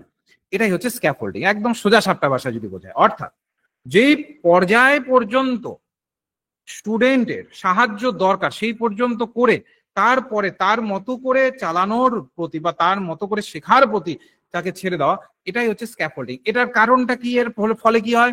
এর ফলে এক তো হয় লার্নারদের যে নিজের থেকে শেখার যে চাহিদাটা, বা লার্নাররা যে ধরনের নিজে থেকে শেখার যে প্রক্রিয়াটা, সেটা তাদের ডেভেলপ হয়, খুব ভালোভাবেই ডেভেলপ হয়। দ্বিতীয়ত হচ্ছে যে আমরা শিশুদেরকে বা লার্নারদেরকে একদম তাদের মতো করে শিখতে সাহায্য করতে পারি। ঠিক আছে? তো অনেক সময় ধরে নাও আমি যদি হাতটা সাইকেলের পিছনে ধরেই থাকতাম, তাহলে সে কিন্তু আমার মতো করে শিখছে। এমন হতো হয়তোবা সে পরবর্তীকালে পড়েই যেত, কারণ সে নিজেই পুরো স্পিড যখন পেয়ে গেল, সে যখন সাইকেলটা চালিয়ে চলে গেল, আমি তখনও ধরে আছি। তো এমনও হতে পারে সে পড়ে যেতে পারতো, কিন্তু যখন সময় দরকার তখন ছেড়ে দেওয়া। যেমন বাবা মা যেমন করেন, দেখবে বয়স ছোটবেলা থেকে তোমাকে 20 বছর, 18 বছর, 20 বছর পর্যন্ত তোমাকে একদম চোখে চোখে রাখে। তারপর যখন দেখে যে না, আমার ছেলেটি বা মেয়েটি এখন নিজের পায়ে দাঁড়িয়ে গেছে, নিজের পায়ে ইন দ্য সেন্স মানে হচ্ছে যে সে এখন আর ভুল পথে পরিচালিত হবে না, এখন তার উপরে আমি বিশ্বাস করে তাকে এখন আমি ছেড়ে দিতে পারি। তারপর তুমি তখন নিজের মতো করে জীবনযাপন করছো, করে তো? এটাও একটা স্ক্যাফোল্ডিং এর উদাহরণ। অর্থাৎ একটা নির্দিষ্ট সিঁড়ি পর্যন্ত নিয়ে যাওয়া, তারপরে সেই অনুসারে সেই সাহায্যটাকে মূলত কমিয়ে দেওয়া বা ছেড়ে দেওয়া, এটাই হচ্ছে স্ক্যাফোল্ডিং, একদম সোজা সাপটা ভাষায়। ঠিক আছে? এই যে দেখো, এই যে প্রথমে শিশুটিকে ধরে ধরে করে দেওয়া হলো, তারপরে ব্যক্তিটি কি করলো, শিশুটি যখন তার ট্র্যাকে চলে আসলো, যখন সে মূলত শিখতে পারলো, তখন সেই ক্ষেত্রে কিন্তু হাত ছেড়ে দিল, এবং শিশুটি তারপরে ধীরে ধীরে ধীরে ধীরে ওই অনুসারে সাইকেলটিকে চালিয়ে নিয়ে গেল। এটাই হচ্ছে স্ক্যাফোল্ডিং। এর ফলে কি হয়, এর যদি আমরা বৈশিষ্ট্য দেখি কি হয়, এটাতে হয় কি, সাহায্যটা স্থায়ী থাকে না, যার ফলে যে ডিপেন্ডেন্সিটা তৈরি হওয়া দরকার ছিল, মানে পরাধীনতা তৈরি হওয়ার একটা সম্ভাবনা ছিল, সেই ডিপেন্ডেন্সিটা আর থাকে না। ফলে কি হয়, সাহায্য যখন একটা সময় পরে সরিয়ে নেওয়া হয়, ডিপেন্ডেন্সি যখন আর থাকে না, তখন সেক্ষেত্রে লার্নাররা নিজের জোন সম্পর্কে, নিজের জায়গা সম্পর্কে সচেতন হতে পারে যে আচ্ছা আমি এটা করতে সক্ষম, এটা করতে আমি সক্ষম নই। ঠিক, এর ফলে আমরা লার্নারদের বাস্তবের মাটিতে তাদেরকে নিয়ে আসতে পারি। তার সাথে সাথে আরেকটা কি থাকে, সুনির্দিষ্ট নির্দেশন, কোন পথে এগোতে হবে। যেমন বাবা মায়ের আমি উদাহরণ দিলাম, বাবা মায়েরা দেখবে সবসময় তোমাকে একটা নির্দিষ্ট, তোমার তখন মনে হবে, আমরা পড়বো অ্যাডোলেসেন্স পড়বো, আমাদের আছে চ্যাপ্টার অ্যাডোলেসেন্সের পার্টে আমরা জানি যখন কি হয়, বাবা মাদেরই আমাদের শত্রু মনে হয়, যে আরে আমাকে খেলতে দিতে যেতে দিচ্ছে না, ওর সাথে ঘুরতে দিচ্ছে না, এই করতে দিচ্ছে না, ওই করতে দিচ্ছে না, এরা আমার শত্রু, আমার বন্ধুরাই আমার পরম মিত্র মনে হয়। তো যাই হোক, তো একটা বয়স পর্যন্ত আমাদের ওটা মনে হয়, তারপরে কিন্তু একটা বয়সে যখন তুমি অ্যাডাল্টহুডে চলে যাবে, তখন তোমার কিন্তু মনে হয় যে না, বাবা মারা যা করেছে, ভাগ্যিস ওই সময় আমাকে এই পথে দিয়েছিল, নাহলে তো আমি ওইদিকে একদম ধারাশায়ী হয়ে যেতাম, মনে হয়। তো তো এই যে সঠিক সুনির্দিষ্ট নির্দেশনা, এটাও কিন্তু একটা স্ক্যাফোল্ডিং এর উদাহরণ। স্বাধীন হতে সাহায্য করা, সব সময় বাবা মায়ের কিন্তু একটা দায়িত্ব থাকে, যেটা অনেক ক্ষেত্রেই আমরা দেখি অনেক বাবা মা করেন না, ঠিক আছে? তো যার ফলে আমরা ডিলেড অ্যাডোলেসেন্সও দেখি। ডিলেড অ্যাডোলেসেন্স তোমরা জানো যে মানসিক ভাবে, আবেগগত দিক থেকে বাবা মায়ের ওপরে ডিপেন্ডেন্ট হয়ে পড়া। অনেক সময় আমরা দেখি, বিশেষত আমাদের বাঙালি মায়েরা কি করেন, বাচ্চাকে ছাড়তে চান না, যে না আমার ছেলে বা আমার মেয়ে এই একা গিয়ে রান্না করে ওখানে পড়াশোনা করবে, হ্যাঁ বাড়িতে থাকলে ওকে আমি নিজের হাতে রান্না করে খাওয়াতাম, করেন তো। তো এর ফলে কি হয়, এর ফলে তার স্বাধীন হওয়ার যে সুযোগটা বা যে সময়কালে তার স্বাধীন হওয়ার দরকার ছিল, তার যে চরিত্রের মধ্যে, ক্যারেক্টারের মধ্যে যে ধরনের স্বাধীন চেতার যে একটা ডেভেলপমেন্ট হওয়ার দরকার ছিল, ওই ডেভেলপমেন্টটা ওই সময় কিন্তু আর হওয়ার সুযোগটা পায় না। ঠিক আছে? তো তো যাই হোক, এটা তো আমি অন্য উদাহরণ দিলাম। তো স্ক্যাফোল্ডিং কিন্তু এই স্বাধীন হতেও সাহায্য করে, তোমাকে জাস্ট একটা নির্দিষ্ট জায়গার মধ্যে আঁকড়ে ধরে রাখে না, তোমার নির্দিষ্ট সময় পর্যন্ত রেখে তারপরে স্বাধীন হতে সাহায্য করে, যেন কিনা তুমি নিজের ডিসিশনে বিষয়গুলোকে তুমি তারপরে কাউন্টার করতে পারো। ঠিক, তো এটা রয়েছে। তো এটাও আমাদের এই যে ধরে নাও গণিত শেখাচ্ছি বা আমরা ধরে নাও অঙ্ক শেখাচ্ছি, ধাপে ধাপে আগে শেখালাম, তারপর তাকে বললাম বলো তো এবার কি করতে হবে, তারপর দেখলাম যে স্টুডেন্ট পারছে কিনা, তারপর যদি দেখছি যে সে আটকেই গেল, সে আর মনেই করতে পারছে না, তাহলে তাকে যে সূত্রটি আমরা পড়াচ্ছি ওই সূত্রটা আমরা তাকে মনে করিয়ে দিলাম যে দেখো এইভাবে এইভাবে করো, তাহলে দেখবে সহজেই শিখতে পারবে। ঠিক, বা জুতোর ফিতে বাঁধা, ঠিক আছে, প্রথমে হয়তো বা মা বা বাবা আগে শিখিয়ে দিল, তারপরে বাচ্চাটি ঠিক ভাবে একটা নির্দিষ্ট পর্যায় পর্যন্ত বেঁধে দিল, তারপর বাচ্চাটি বলা হলো এরপরে তুমি এবার এটাকে বাঁধো। তুমি মা বাবা হয়তো বা পায়ের জুতোটা বেঁধে দিল, তারপর বললো যে ডান পায়ের জুতোটা এবার তুমি বাঁধো। এই যে এর ভিত্তিতে কি হচ্ছে, এগুলোই আমাদের স্ক্যাফোল্ডিং এর পর্যায়ে মূলত ভয়গটস্কি রাখছেন। এবার পঞ্চমতম জায়গা, যেটা হচ্ছে ভাষা ও চিন্তা। এবার এই সমস্ত কাজ করতে গেলে এই যে যত ধরনের আমরা জোন অফ প্রক্সিমাল ডেভেলপমেন্ট পড়লাম, আমরা সোশ্যাল ইন্টারাকশন পড়লাম, সামাজিক মিথস্ক্রিয়া যেটাকে বলা হচ্ছে, আমরা আরো ধরনের স্ক্যাফোল্ডিং পড়লাম, এবার সমস্ত কিছুর মূল চাবিকাঠি হচ্ছে ভাষা। ভাষা না থাকলে এই সমস্তটার বেসটা অনেক সময় কিন্তু ধরা যায় না, লার্নারদের সেই ভিত্তিতে আমরা তাদেরকে ত্বরান্বিত করতে পারি না, যেভাবে আমাদেরকে শেখানো উচিত ছিল, যেভাবে তাদেরকে আরো ডেভেলপ করা উচিত ছিল, সেই জায়গাগুলো অনেক সময় আমরা করতে পারি না। তো তার জন্য কি দরকার, ভাষা দরকার, ল্যাঙ্গুয়েজ দরকার, অ্যান্ড থট দরকার, বা চিন্তা ভাবনা, এটা দরকার। তো ভয়গটস্কি বিশ্বাস করতেন যে ভাষা শুধুমাত্র যোগাযোগের মাধ্যম নয়, মূলত চিন্তা শক্তি বিকাশের একটা গুরুত্বপূর্ণ পার্ট। স্টুডেন্টদের যদি চিন্তা শক্তিকে বিকাশ করতে হয়, এই ধরনের কনসেপ্ট গুলো থেকে কিন্তু পরীক্ষায় প্রশ্ন আসে, তাহলে সেই ক্ষেত্রে ভাষা কিন্তু একটা খুবই গুরুত্বপূর্ণ একটা পার্ট বা গুরুত্বপূর্ণ একটা হাতিয়ার। তো ভয়গটস্কি যেটা বিশ্বাস করতেন যে মানুষের জ্ঞানের যে বিকাশ সেটাকে করতে হলে তার ভাষার ওপরে আমাদের জোর দিতে হবে। ভাষার সাথে চিন্তা কানেক্টেড থাকে। দেখবে আমি বাংলায় বলছি বলে কিন্তু তোমাদের বিষয়গুলো খুব সহজে বুঝতে পারছো তোমরা। এখনই আমি যদি আসামিসে বলি, এখনই যদি আমি ভোজপুরিতে বলি, এখনই যদি আমি হিন্দিতে বলি, দেখবে তোমার না একটু হলেও অতটা আপন মনে হবে না, তাই না? যে আপন মনে হবে না, যে মনে হবে যে পড়াচ্ছি কিন্তু ঠিকঠাক ভাবে হয়তো তুমি বুঝতেও পারছো না। তো এর জন্য ভয়গটস্কি বললেন যে ভাষা এবং চিন্তা এটা একে অপরের সাথে গভীরভাবে সম্পর্কিত। তাহলে কি ল্যাঙ্গুয়েজ এবং থট একটার সাথে আরেকটা কানেক্টেড রয়েছে, একটাকে আমরা বাদ দিলে অপরটাকে ধরতে পারি না। তো এই দুটোর যে কানেকশন, এর ভিত্তিতেই টোটাল বিষয়গুলো চলে থাকে। ওকে, ভয়গটস্কি যেটা বিশ্বাস করতেন যে শিশুর ভাষা ও চিন্তার তিনটে ধাপে মূলত টোটালটা চলে। একটা হচ্ছে সামাজিক স্পিচ, যেটাকে তিনি বলছেন সোশ্যাল স্পিচ। এটাতে কি হয়, এটা যোগাযোগের একদম তিনি বলছেন যে একটা প্রাথমিক ধাপ বা প্রাথমিক একটা রূপ। জন্ম থেকেই শিশুরা দেখবে কান্নাকাটি করে বা নানা রকম অঙ্গভঙ্গি করে, ছোট ছোট দেখবে শব্দ বলে, ন্যা এই এই দেখবে শব্দ করে, খিদে পেলেই কেঁদে ওঠে, খুশি হলেই আবার মানে হেসে পড়ে। এই যে জায়গাগুলো আছে, এগুলো হচ্ছে সামাজিক চাহিদা মেটানোর কাজে এগুলো ব্যবহার হয়। যেমন ধরে নাও বাচ্চাটি দুধ শব্দটা তখনই বলবে, দেখবে অনেক ছোট ছোট বাচ্চাটি সেগুলোকে অন্যভাবে বলে, ছোট ছোট বাচ্চাগুলো তারা যখনই বলবে তখনই তার মানে বুঝে নিতে হবে যে তার মানে তার মাকে সে একটা বলছে যে আমাকে দুধ খাওয়াতে হবে বা আমার খিদে পেয়েছে, ঠিক? অর্থাৎ তার একটা প্রয়োজন মেটানোর একটা মাধ্যম। তো সামাজিক স্পিচটাকে বা সোশ্যাল স্পিচটাকে এটা ভয়গটস্কি প্রাথমিক রূপ হিসেবে রাখলেন, যেখানে কিনা একজন শিশুর কি হচ্ছে, তার যে চাহিদাগুলো আছে সেই চাহিদা মেটানোর একটা মাধ্যম হিসেবে কাজ করছে। ক্লিয়ার? নেক্সট হচ্ছে ব্যক্তিগত বা স্পিচ বা প্রাইভেট স্পিচ। এবার এটাকে যে আমাদের পিয়াজে যিনি আছেন, এটাকে তিনি আত্মকেন্দ্রিক স্পিচও বলেছেন বা ইগোসেন্ট্রিক স্পিচও তিনি এটাকে বলেছেন। কিন্তু ভয়গটস্কি এটাকে বললেন যে ব্যক্তিগত বা যেটা প্রাইভেট স্পিচ আছে, এর মানেটা হচ্ছে শিশুর চিন্তা ভাবনাকে পরিচালনা করা এবং নিজেকে নির্দেশনা দেওয়ার একটি মাধ্যম। তার চিন্তা যে ভাবনা যেটা আছে সেটা পরিচালিত হচ্ছে এবং সে নিজেই নিজেকে একটা নির্দেশনা দিচ্ছে যে আচ্ছা আমি এভাবে এভাবে করব, এই ভিত্তিতে এগোবো, এইটা করবো, এই ধরনের ধারণাগুলো যখন হয় সেটাকে তিনি বলছেন প্রাইভেট স্পিচ। দেখবে অনেক সময় তোমরা দেখবে একটি শিশু যখন একটি কঠিন পাজল, মানে পাজল সে মেলাচ্ছে, কঠিন পাজল যখন মেলাচ্ছে তখন দেখবে ও নিজে নিজেই বলে ফেলে, মুখেই বলে ফেলে, না এই টুকরোটা লাগানো যাবে না, আশেপাশে কেউ নেই কিন্তু কিন্তু নিজে নিজে বলছে না এটা করা যাবে না, ওই লালটার পাশে এটাকে বসাবো, তাহলেই এই পাজলটা ঠিকঠাক ভাবে। দেখবে এই যে স্বকথোপকথন, তাকে চিন্তা করতে, তাকে একটা কাজকে সম্পন্ন করতে সাহায্য করছে। ভয়গটস্কি বলছেন এটাই হচ্ছে প্রাইভেট স্পিচ। এটা দরকার। অনেক সময় অনেক ভাবি এই বাচ্চাটা কি হয়ে গেল, ও একা একা অনেক কথা বলছে, ভাবি তো আমরা, কিন্তু বিষয়টা সেটা নয়।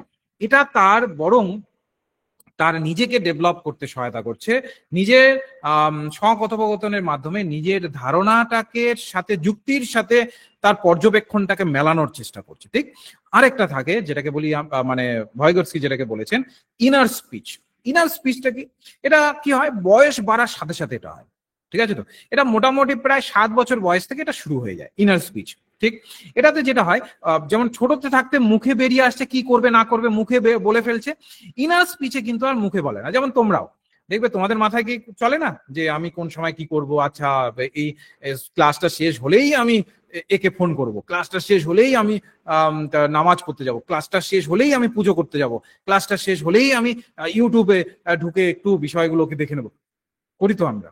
এবার তুমি কি ওটা মুখে মুখে উচ্চারণ করছো না, তোমার ভেতরে ভেতরে চলছে, ভেতরে ভেতরে ওই চিন্তার বিকাশ ঘটছে। তো যখন মনে মনে কোনো পরিকল্পনা করি, যুক্তি দিই, কোনো সমস্যার সমাধান করি, যেটাকে আমরা ইন্ট্রাপার্সোনাল কমিউনিকেশনও বলে থাকি, ভেতরে ভেতরে যে কমিউনিকেশনটা আছে ওটাকে ইন্ট্রাপার্সোনাল কমিউনিকেশন বলা হয়, ইন্ট্রাপার্সোনাল কমিউনিকেশন বলা হয়। এই ইন্ট্রাপার্সোনাল কমিউনিকেশন যখন হয়, আমরা এই অভ্যন্তরীণ যে ধরনের ভাষার ব্যবহার করি সেটা বাইরে প্রকাশ পায় না কিন্তু ভেতরে হয়, সেই জায়গাটাকে এখানে ভয়গটস্কি বললেন এটা হচ্ছে ইনার স্পিচ। এবং এটাকে তিনি বললেন সংক্ষিপ্ত হয় এবং খণ্ডিত হয়, মানে ভেঙে ভেঙে ভেঙে ভেঙে আমরা বিষয়গুলোকে ধরার চেষ্টা করি, আর সেটা সংক্ষিপ্ত হয়, মানে খুবই সংক্ষিপ্ত আকারে সেগুলোকে আমরা বোঝার চেষ্টা করি। যেমন একজন প্রাপ্তবয়স্ক ব্যক্তি হয়তো মনে মনে ভাবছেন আজ বাজারে গিয়ে চাল আনতে হবে, ডাল আনতে হবে, আচ্ছা মাছটাও না হয় বাজার থেকে ফেরত হওয়ার আসে মাছটাও নিয়ে নেবো, এই যে একটা নীরব পরিকল্পনা, সে কিন্তু মুখে মুখে বললো না, কিন্তু ভেতরে ভেতরে সেটাকে যাচাই করে নিল, ঠিক? তো এইটা হয়ে গেল ইনার স্পিচ। ভয়গটস্কি বললেন এটা হচ্ছে ইনার স্পিচ, ভেতরে ভেতরে যে জায়গাগুলো হয়। তাহলে ভয়গটস্কির মূল বক্তব্য কি?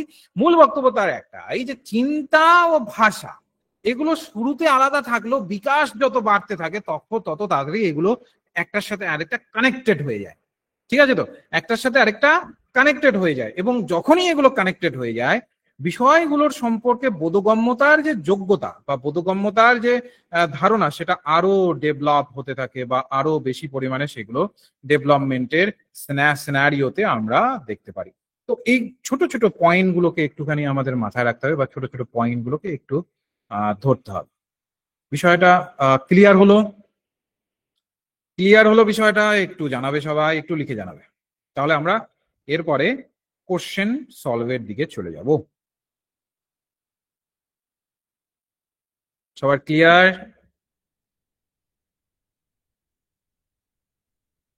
একদম সোজা সাপটা ভাষায় কিন্তু আমি বোঝালাম, যেন কিনা একবারে সব কিছু একবারেই বুঝে নিতে পারো, তোমার আর কারো সাহায্যের দরকার হবে না। ঠিক আছে, তো একদম সোজা সাপটায় বুঝিয়ে দিলাম। এবার কিছু কিছু যতটুকু বোঝালাম, এবার সেখান থেকে কিছু প্রশ্ন সলভ করবো আমরা, দেখি আমরা কতটুকু পারছি। কিছু প্রিভিয়াস ইয়ারের কোশ্চেন রেখেছি, আর বেশিরভাগ ক্ষেত্রে আমি সিটেট এর কোশ্চেন রেখেছি। প্রথম কোশ্চেন দেখো, ভয়গটস্কির মতে শিশুদের জ্ঞানমূলক বিকাশে কোনটি সব থেকে গুরুত্বপূর্ণ ভূমিকা পালন করে? নিচের অপশনগুলোর মধ্যে কোনটা হতে পারে? দেখো, একটু তাড়াতাড়ি অ্যান্সার দেবে, হ্যাঁ। ভয়গটস্কির মতে শিশুদের জ্ঞানমূলক বিকাশের ক্ষেত্রে সবচেয়ে গুরুত্বপূর্ণ ভূমিকা কোনটা পালন করে, বা কোনটা সব থেকে গুরুত্বপূর্ণ ভূমিকার অংশ, কোনটা হতে পারে? সবাই একটু অ্যান্সার দেবে, ভালোভাবে অ্যান্সার দাও, একটু বুঝে অ্যান্সার দাও, অসুবিধা নেই, একটু বুঝে অ্যান্সার দাও। ধরে নাও যে পরীক্ষাতে এটা এসেছে, আমি যতটুকু পড়ালাম, ধরে ধরে নাও এটা পরীক্ষাতে এসেছে, এবার তোমার দায়িত্ব হচ্ছে পরীক্ষাতে এসেছে যেভাবে, ওইভাবে তোমাকে অ্যান্সার দেওয়া।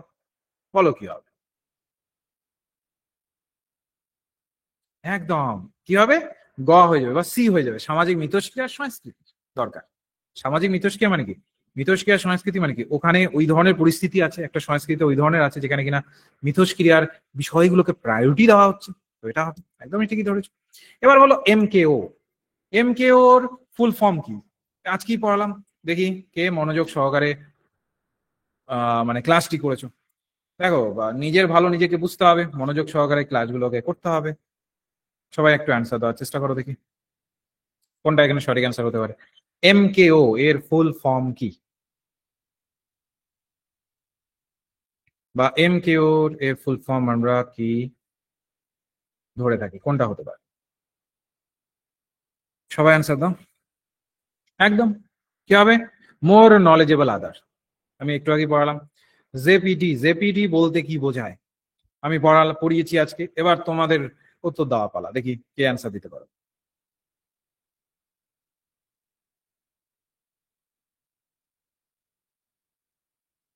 জেপিটি বলতে কি বোঝায়? এটা সিটেটের কোশ্চেন। দেখো, আহামরি জটিল কোশ্চেন আসবে না। যে ধরনের কোশ্চেন দরকার হয়, আমি আবারও বলেছি, কনসেপ্টকে ক্লিয়ার করবে, ওখান থেকে যাই প্রশ্ন আসুক আমি লিখে দিতে পারি, তোমরা সবাই পারবে ওটা। কনসেপ্টকে ক্লিয়ার করতে, কনসেপ্ট মানে বুঝতে পারছো তো, ধারণা, যে থিওরি গুলো আছে, তার যে বেসটা আছে, তার যে ধারণাটা আছে, সেটাকে তোমার ক্লিয়ার করতে হবে। ওকে, তো সেটা তোমার ক্লিয়ার করতে হবে। ওটা ক্লিয়ার না করলে স্বাভাবিকভাবে তুমি নিজেই ডেভেলপ করতে পারবে না, বা তুমি নিজেই এগোতে পারবে না।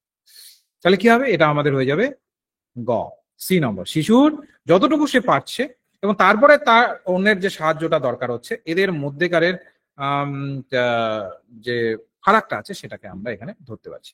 ওকে, এরপরে স্ক্যাফোল্ডিং কি, বা স্ক্যাফোল্ডিং বলতে আমরা কি বুঝি? বলো দেখি, স্ক্যাফোল্ডিং বলতে কি বোঝায়? কোনটা হবে? স্ক্যাফোল্ডিং কি? সবাই অ্যান্সার দেওয়ার চেষ্টা করো। স্ক্যাফোল্ডিং বলতে আমরা কি বুঝি, বা স্ক্যাফোল্ডিং কি? সবাই অ্যান্সার দিও।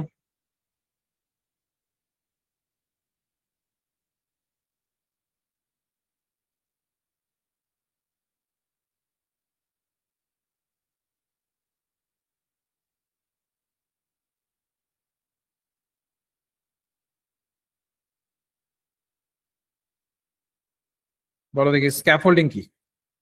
পড়িয়েছি, বুঝিয়েছি, দেখি তোমাদের পালা, তোমরা উত্তর দিতে পারছো কিনা।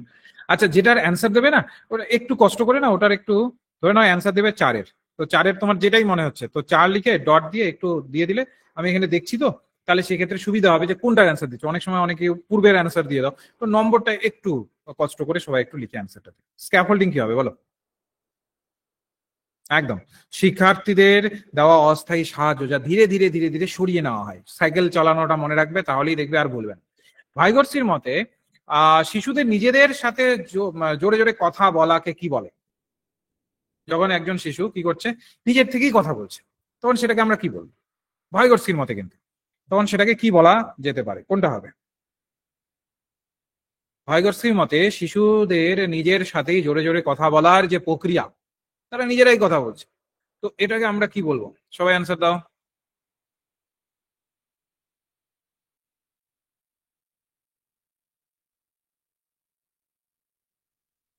সেটাকে আমরা কি বলবো?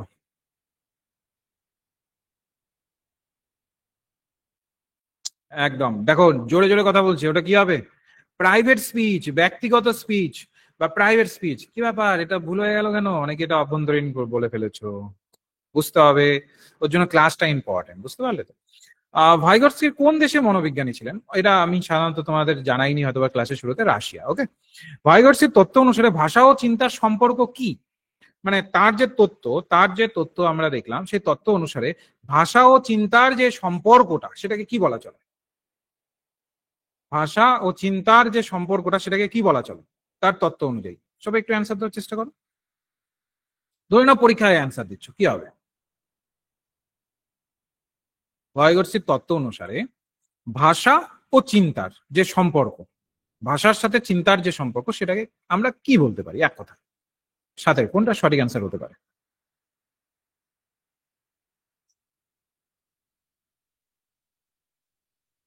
ওকে, অনেকে এখানে অ্যান্সার দিচ্ছ, বাহ, এই তো সবাই সঠিক অ্যান্সারই দিচ্ছ। দেখো ক্লাস করানোর পরে সলভ করলে দেখো কতটা ইজিলি তুমি করতে পারলে। এটাই যদি আমি না করিয়ে তোমাদের যে সলভ করাতাম, মোস্ট অফ দ্য টাইম স্টুডেন্টরা কিন্তু এখানে ভুল অ্যান্সার দিত, শিওর। কিন্তু দেখো ক্লাসটা করিয়েছি, মানে এখানে তোমাদের বিষয়টা একদম ক্লিয়ারিটির সাথে চলে এসেছে, একদমই সঠিক অ্যান্সার দিয়েছো। তো কি হবে সাথে? এখানে আমাদের সঠিক অ্যান্সার কি হবে? এটা হয়ে যাবে আমাদের ঘ, ভাষা ও চিন্তা প্রথমে আলাদা থেকে পরে একত্রিত হয়ে যায়। গুড। একজন শিক্ষক যখন কোনো ছাত্রকে একটি ধাঁধার সমাধান, ধরুন একটা ধাঁধা বলেছি আমি, বা যে কোনো টিচার হয়তো একটা ধাঁধা বলেছেন, ওই ধাঁধার সমাধান করতে সাহায্য করার জন্য কিছু সূত্র বা ইঙ্গিত দেন, তখন তিনি কি ব্যবহার করছেন? কিছু সূত্র বা ইঙ্গিত দিচ্ছেন, হয়তো বা স্টুডেন্ট পারছে না, তো টিচার একটু সূত্র বললেন যে আচ্ছা এটাকে এইভাবে ভাবো। তো তখন সেটাকে তিনি কি করছেন? ওটাকে আমরা জেপিডি বলবো, স্ক্যাফোল্ডিং বলবো, এমকেও বলবো, নাকি ওটাকে আমরা ব্যক্তিগত স্পিচ বলবো? কি হতে পারে?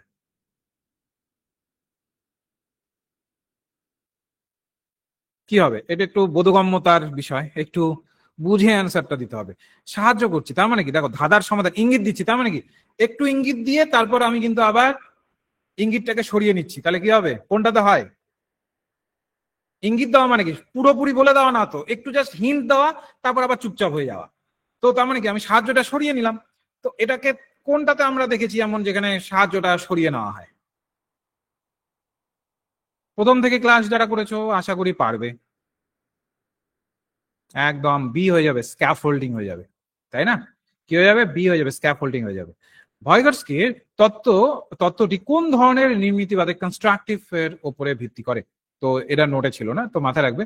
এটা হচ্ছে সামাজিক নির্মিতিবাদ বা সোশ্যাল কনস্ট্রাকটিভিজমের উপরে গুরুত্ব দেয়, কারণ আমরা দেখবে শুরু থেকেই সোশ্যাল এসপেক্টের উপর গুরুত্ব দিয়েছি। এবার বলেছে কোন বয়সে ব্যক্তিগত স্পিচ বা অভ্যন্তরীণ স্পিচ রূপান্তরিত হতে শুরু করে? দেখবে আমি মোটামুটি ভাবে তোমাদের কিন্তু দিয়েছিলাম, আর নোটের মধ্যে ছিল। কোন বয়স হবে দেখি, মানে যারা একটু ক্লাসটা করেছে শুরু থেকে তারা অ্যান্সার দিতে পারবে, নোটের মধ্যে ছিল, আমি সেটা তোমাদের বলেছি। কোন বয়সে ব্যক্তিগত স্পিচ বা অভ্যন্তরীণ স্পিচে রূপান্তরিত হতে শুরু করে? কোনটা হবে? কোনটা হবে? সবাই অ্যান্সার দাও। প্রায় 7 বছর থেকে, তাই না? এরপরে নিচের কোনটি এমকিউ এর উদাহরণ হতে পারে না? এইভাবে অ্যান্সার দিতে পারে, মানে পরীক্ষায় প্রশ্ন দিতে পারে। নিচের কোনটি এমকিউ এর উদাহরণ হতে পারে না? বলেছে উদাহরণ হতে পারে না, হতে পারে বলেনি কিন্তু, হতে পারে না বলেছে। কোনটা হবে? 11। কোনটা মনে হচ্ছে? একদম, নবজাতক শিশু, তাই না?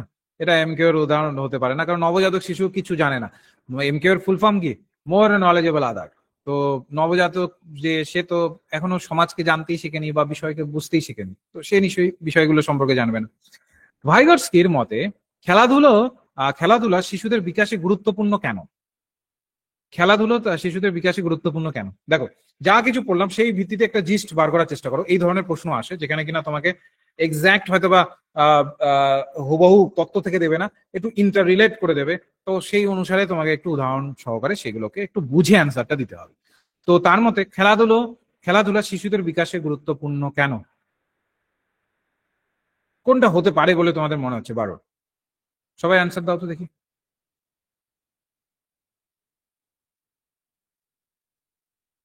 ওকে, খ হয়ে যাবে, হ্যাঁ, মানে বি নম্বর অ্যান্সার হয়ে যাবে। কারণ শিশুরা খেলার মাধ্যমে সামাজিক নিয়ম এবং আত্মনিয়ন্ত্রণ শেখে। ঠিক আছে, তো হয়তোবা তার প্রচুর রাগ উঠলো, কিন্তু বুঝে গেল যে আচ্ছা আমি খেলতে এসেছি, অন্যরা সিনিয়ররা আছে, সে নিয়ন্ত্রণ করে নেবে। ভয়গটস্কি এবং পিয়াজের তত্ত্বের মূল পার্থক্য কি? এটা আমি পিয়াজের তত্ত্ব যখন পড়াবো তখন এটার সাথে রিলেট করে এটাও আমাদের করতে হবে। দেখবে আমি দেখি নেক্সট ক্লাসে নয়তো বা পরের ক্লাসে আমি নিয়ে আসার চেষ্টা করবো। তো এখানে আমি জাস্ট আমি বলে দিচ্ছি, ভাইগটস্কি হচ্ছে সামাজিক ও সাংস্কৃতিক প্রেক্ষাপটে গুরুত্ব দিয়েছেন যা পিয়াজে দেননি। কোন কাজ করার সময় একটি শিশু যে সাহায্যের প্রয়োজন হয় তার পরিমাণ নির্ভর করে কিসের উপরে? কোনো কাজ করবার সময় যখন শিশুর একটা যখন সাহায্য দরকার হয়, ওর পরিমাণটা কিসের উপরে নির্ভর করে? ওই সাহায্যের পরিমাণটা কিসের উপর নির্ভর করে? কি হতে পারে?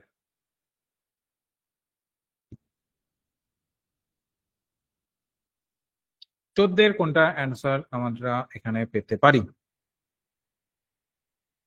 কোনো কাজ করার সময় একটি শিশুর যে সাহায্যের প্রয়োজন হয় তার পরিমাণ নির্ভর করে কিসের উপরে? কিসের উপরে তার পরিমাণ নির্ভর করে?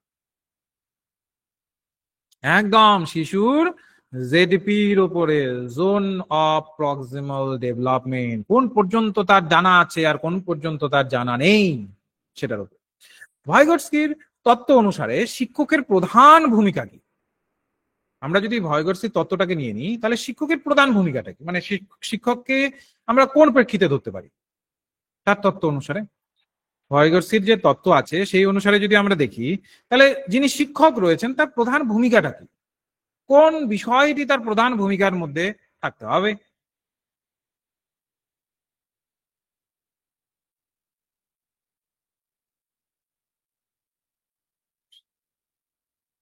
কোনটা হতে পারে? একদম, শিক্ষার্থীদের মধ্যে সহযোগিতামূলক শেখার পরিবেশ তৈরি করা। শিক্ষার্থীদের মধ্যে কি করা? একটা সহযোগিতামূলক শেখার, মানে মিলেমিশে শেখার একটা পরিবেশকে তৈরি করা। ঠিক আছে, তো যার মাধ্যমে সেটা হতে পারে। ওকে, তো 15টাই রাখছি, আর বাকিগুলো আমি তোমাদের দিয়ে দেবো, অ্যাপে দেখবে আপলোড করে দেবো। আচ্ছা, অনেকেই বলেছিলে অ্যাপ ডাউনলোড করা নেই, আমি এখানে অ্যাপের লিঙ্কটা তোমাদের দিয়ে দিচ্ছি, হ্যাঁ। আর অ্যাপে কোথায় তোমরা পিডিএফটা পাবে এবং সিলেবাসটা পাবে ওটাও আমি তোমাদের দেখবে একটা ছোট্ট ভিডিও করে আমি তোমাদের পাঠিয়ে দেবো। ওকে তো? আচ্ছা দেখি যায় কিনা। ও না না না, এখানে হচ্ছে না, অ্যাপের পুরো লিঙ্কটা এখানে যাচ্ছে না, বুঝলে তো? তো আমি তোমাদের, দাঁড়াও দেখি তুমি, না যাচ্ছে না, পুরো লিঙ্কটা যাচ্ছে না, এটা অর্ধেক লিঙ্ক হয়ে গেছে, এটাতে বুঝতে পারবে না। আচ্ছা, এখানে সবাই গ্রুপে আছো তো? একটু লিখে জানাও তো, মানে সবাই এখানে গ্রুপে আছো তো? সবাই সবাই এখানে গ্রুপে আছো তো? যে হোয়াটসঅ্যাপ গ্রুপটা বানানো হয়েছে ওখানে যাদের প্রয়োজন নেই তারা লেফট হয়ে যেতে পারো, যে আমার ক্লাসের প্রয়োজন নেই তারা লেফট হয়ে যেতে পারো। কিন্তু যাদের ক্লাসের এই যে ক্লাসেস গুলো আসবে নিশ্চয়ই বুঝতে পারলে একটু হলেও তো শিখতে পারবে। তো যাদের প্রয়োজন আছে তারা গ্রুপে থেকো, ওখানেই আমি না হয় আমাদের যে অ্যাপের লিঙ্কটা আছে ওটা দিয়ে দেবো। আর আমি বিকালের নাগাদ তোমাদেরকে ওই অ্যাপ থেকে কিভাবে তোমরা ওই পিডিএফটাকে ডাউনলোড করতে পারবে এবং আম, বিষয়গুলোকে বুঝতে পারবে সেগুলো আমি না হয় এখান থেকে দিয়ে দেবো। ওকে, আর এটার কারোর কি দরকার আছে? এই ভিডিওটা দরকার আছে কি? ভিডিওটা যদি দরকার হয় সেটাও জানাও। ভিডিওটা দরকার হলে আমি সেই ক্ষেত্রে ভিডিওটা তোমাদের একটা আমাদের ইউটিউব চ্যানেল আছে সেখানে আপলোড করে তার লিঙ্কটা তোমাদের দিয়ে দেবো। তাহলে সেই ক্ষেত্রে তোমরা ভিডিওটাও তোমাদের হাতের কাছে থেকে গেল। পিডিএফ তো অ্যাপেই পাবে, বারবার বলছি, অ্যাপে কিভাবে পাবে সেটা আমি দেখবে ইয়েতেও দিয়ে দেবো, আমাদের গ্রুপেও দিয়ে দেবো। ওকে, বেশ ঠিক আছে তাহলে। ও হ্যাঁ, এবার তোমাদের কারো যদি প্রশ্ন থাকে মানে আপার প্রাইমারি রিলেটেড তাহলে আমি উত্তর দিয়ে দিচ্ছি, বলো। বলরাম এখানে জিজ্ঞেস করেছে এলিজিবিলিটিটা কি বিএড 2003 থেকে 2005। দেখো, সাধারণত যারা কিনা অ্যাপিয়ারিং এ থাকে, যেমন তুমি যেটা বলছো 2023 থেকে 2025 এলিজেবল হবে, অসুবিধে নেই, ঠিক আছে। কিন্তু এবার ফাইনাল যখন একটা বলতে পারো যে ফাইনাল নোটিফিকেশন আসবে সেখানে ডিটেলসে দেওয়া থাকে। এটা জাস্ট আমি যেটা বলছি এটা অ্যাজাম্পশন, কারণটা হচ্ছে এটা আগেও এভাবেই যেহেতু পরীক্ষা নিয়েছে তো সেই অনুসারে তোমাদের আমি বলছি, বুঝতে পারছো তো? এটাকে একদম বেদ বাক্য হিসেবে মেনে নিও না। কারণটা হচ্ছে কেন বলছি আমি, অন্য টিচাররা তো দেখছি ইউটিউবে একদম দাবি করছে এটাই হবে এটাই হবে, আমি ওরকম দাবি করি না। কারণটা খুবই সিম্পল, তোমরা কেউ বোকা নও, তোমরা জানো যে আমরা কেউ কমিশনের ঊর্ধ্বে নই, আমি টিচার হয়ে আমি কমিশনের ঊর্ধ্বে নই। তো কমিশন যেই ধরনের ধরে নাও নোটিফিকেশনের যে রুলস গুলো দেবে ওগুলোই ফলো হবে, কিন্তু হ্যাঁ এটা আমরা একটা পসিবলি একটা ধারণা করতে পারি বা অনুমান করতে পারি যে সেখানে অ্যাপিয়ারিং দেওয়ার একটা সম্ভাবনা আছে। ওকে, কার্টুন ইন্টারনেট বলছে 24-26, ওই যে বললাম একটা সম্ভাবনা আছে এবং আশা করি দিয়েও দেবে। সম্ভাবনা কি, সাধারণত দিয়ে দেওয়ারই কথা, যেখানে সবাই অ্যাপিয়ারিং এ বসতে পারবে। ঠিক আছে তো। হারান বলছো যে স্যার আগে টেট পাস আছে তাহলে কি আবার টেট দিতে হবে? হ্যাঁ, তোমার মার্কসটাকে, এবার কতটা মার্কস আছে সেটার উপর ডিপেন্ড করবে। তোমার যদি আগের থেকে আপার প্রাইমারি টেট দেওয়া থাকে, মানে 2015টা তুমি যদি দিয়ে থাকো, ওখানে মার্কসটাকে যদি তুমি যদি একটু বাড়াতে চাও তাহলে তুমি আবার টেট দিতে পারো, কিন্তু যদি তুমি চাও না তাহলে কোনো প্রবলেম নেই, তুমি তাহলে ওটা দিয়েই করতে পারো। কিন্তু আমার মানে একটা যদি তুমি যদি আমার পরামর্শ চাও তাহলে অবশ্যই ভালোভাবে পড়ে এবারেরটাও দাও, কারণ কখন জানোই তো আমাদের সরকার কখন কি ধরনের নিয়ম নিয়ে আসবে বলা বলা নেই। দেখা গেল যে ওই টেট নিয়ে আবার ঝামেলা করা শুরু করলো। তো আমার হিসাবে ভালোভাবে পড়ে পরীক্ষাটা দাও। ওকে, অনন্যা বলছো আপার প্রাইমারি এক্সাম দিতে গেলে আগে কি টেট বা সিটেট পাস করতে হবে? না না, ওরকম কোনো ক্রাইটেরিয়া নেই। আচ্ছা, প্রিয়া বলছো যে এডুকেশন, পলিটিক্যাল সায়েন্স, ফিলোসফি এদের সাবজেক্ট কি হবে? সোশ্যাল সায়েন্সের মধ্যে পড়বে সব। তারপরে কার্টুন ইন্টারনেট, আচ্ছা বলছো যে ভিডিওটা দেবে। ওকে বেশ, দেবেন, ঠিক আছে আমি দিয়ে দেবো, অসুবিধা নেই। ওকে, আর কারোর কোনো প্রশ্ন যদি না থাকে তাহলে আমরা ক্লাসটা অফ করে দিচ্ছি। নেই তো কারোর প্রশ্ন? বেশ ঠিক আছে, নেক্সট ক্লাস অনেকেই বললেন নেক্সট ক্লাস আমি যেহেতু আজকে প্রথম তো ওভাবে রুটিন মাফিক আমি আসিনি, জাস্ট আমি একটা তোমাদের ক্লাস করানোর জন্য এসেছি। নেক্সট ক্লাস আমি তোমাদের যে গ্রুপ থাকবে ওখানে আমি দেখবে একদম দায়িত্ব সহকারে আমি কালকের মধ্যে জানিয়ে দেবো, একটা রুটিনও করে দেবো কখন কখন ক্লাসটি হবে। সকালের দিকেই থাকবে, হয়তো 11টা নাগাদই থাকবে, কিন্তু আমি ডেট গুলোকে একটু জানিয়ে দেবো। অনেকেই এখানে বললে যে শুক্রবারটা না রাখতে, তো আমি ওইটা মাথায় রেখে আমি করে দেবো। ঠিক আছে, বেশ ঠিক আছে তাহলে রাখছি। হ্যাঁ, ভালো থেকো সবাই, আজকে এই পর্যন্তই রইলো। আশা করি ক্লাসটি ভালো লাগছে। হ্যাঁ একটু বলো, হ্যাঁ একটু ফিডব্যাক দাও, ক্লাসটি কেমন লাগলো, ক্লাসটি কেমন লাগলো একটু ফিডব্যাক দাও, তাহলে সেই ক্ষেত্রে বুঝতে পারবো। কারণ বুঝতেই পারো আমাদেরও ফিডব্যাক দরকার হয়, তাই না? আমাদেরও ফিডব্যাক দরকার হয়।